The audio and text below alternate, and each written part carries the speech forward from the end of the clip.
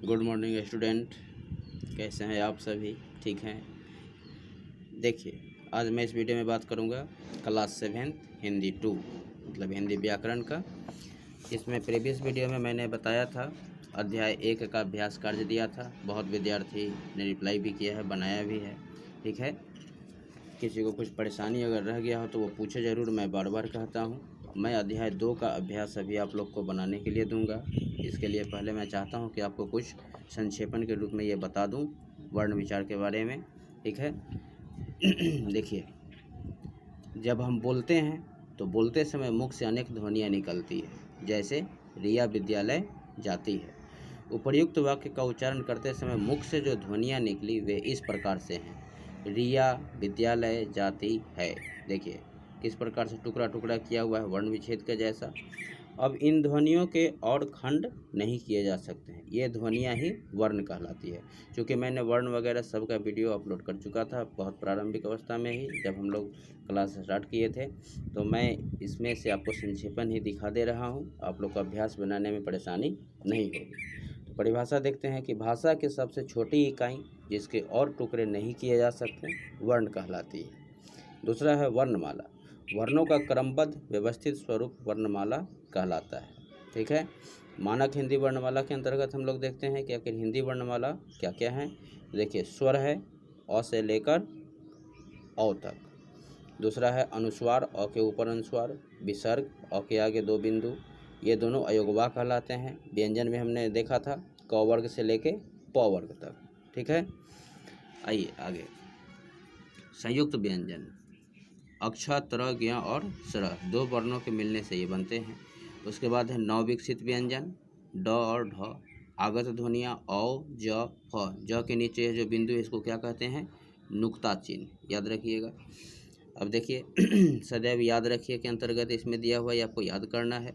हिंदी के व्यंजन वर्णों में अ वर्ण मिला रहता है, ये मैंने बताया था। क, लंत और अ, तब उच्चारण होगा क। ठीक है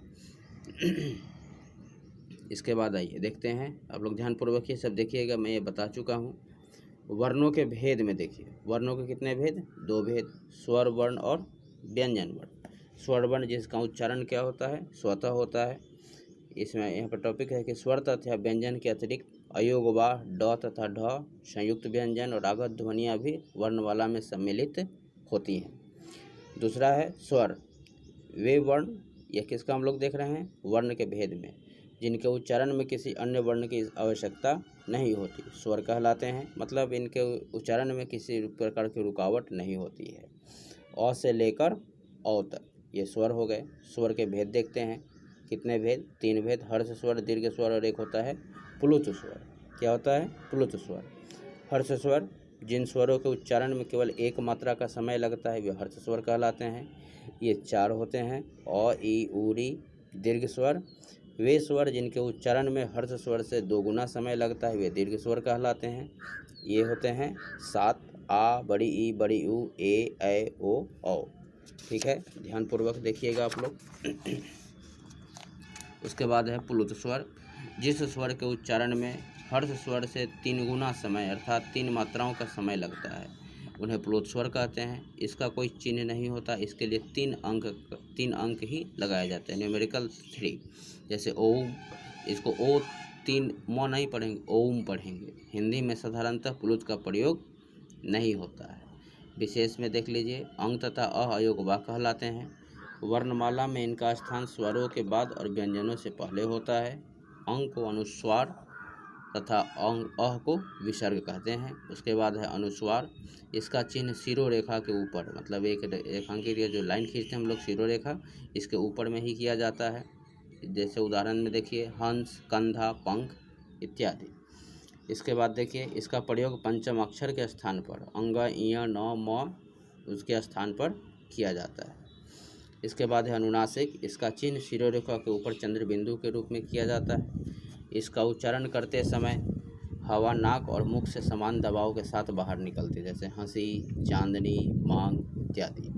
विसर्ग में देखिए, इस ध्वनि का चिन्ह 2.1 मतलब 2 बिंदु है। इसका उच्चारण ह की भांति किया जाता है। ये संस्कृत का शब्द होता है जनरली।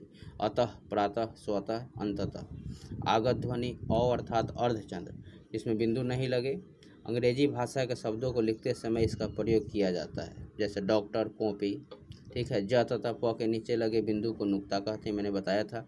इसके लगने से इन वर्णों के उच्चारण में अंतर आ जाता है। उर्दू तथा अंग्रेजी भाषा के शब्दों के उच्चारण में इनका प्रयोग होता है, जैसे फ़िक्र, मेज़, खौफ, बाज, ज़रा आदि। स्वरों की मात्राएं देखिए, क्लास 1 स्टैंडर्ड के जैसा। स्वर अ है, आ है, आ की मात्रा, ई की मात्रा, ई की मात्रा, ठीक है। ये सब बहुत आसान है, आप लोग वीडियो रोक कर भी कुछ देर के लिए देख सकते हैं। व्यंजन, जिन वर्णों के उच्चारण में वायु रुकावट के साथ, घर्षण के साथ मुंह से बाहर निकलती है, जिनका उच्चारण स्वरों की सहायता से होता है, उन्हें व्यंजन कहते हैं। व्यंजन के भेद कितने होते हैं? व्यंजन के 3 भेद: स्पर्श, अंतःस्थ, ऊष्म। स्पर्श का अर्थात होता है छूना, इसका मैंने बताया था। देखिए, क वर्ग से लेके सीधा प वर्ग तक स्पर्श व्यंजन वर्ण। अंतःस्थ व्यंजन में यस, य, र, ल, व। ऊष्म व्यंजन में तीनों स और ह। इसके बाद है इस कुछ इसमें आगे है कि स्वर तंत्री के कंपन के आधार पर व्यंजनों का वर्गीकरण। यह मैं पूर्ण अभी दिखाई दे रहा हूँ। बोलते समय वायु प्रवाह से कंठ में स्थित स्वर तंत्री में कंपन होता है। स्वर तंत्री में जब कंपन होता है तो सघोष ध्वनियाँ, मतलब आवाज़ के साथ ध्वनियाँ उत्पन्न होती है। इस आधार पर व्यंजनों के 2 भेद, अघोष और सघोष हुए। इन ध्वनियों के सघोष का देखिए, अघोष का देखिए कि इन ध्वनियों के उच्चारण में स्वर तंत्रियों में कंपन नहीं होता। प्रत्येक वर्ग के प्रथम, जैसे क वर्ग का प्रथम क्या हुआ, क, और द्वितीय वर्ण तथा तलाब्य से, मूर्धन्य से, दंती से अघोष है। देख लिए, उदाहरण देख लिए। सघोष में इन ध्वनियों के उच्चारण में स्वर तंत्रियों में कंपन होता है। प्रत्येक वर्ग का तीसरा, चौथा तथा 5वां व्यंजन और य, र, ल, व, ह सघोष है। देख लीजिए। अन्य व्यंजन कौन कौन से हैं? व्यंजनों के उपयुक्त भेदों के अतिरिक्त व्यंजनों के 2 अन्य प्रकार, संयुक्त और द्वैत व्यंजन भी होते हैं। अब संयुक्त व्यंजन क्या है? ऐसे व्यंजन जो 2 भिन्न व्यंजनों के योग से बनते हैं, संयुक्त व्यंजन कहलाते हैं। देखिए, संयुक्त का उदाहरण यहाँ पर दिया हुआ है, अक्ष, ज्ञ, त्र, स्र।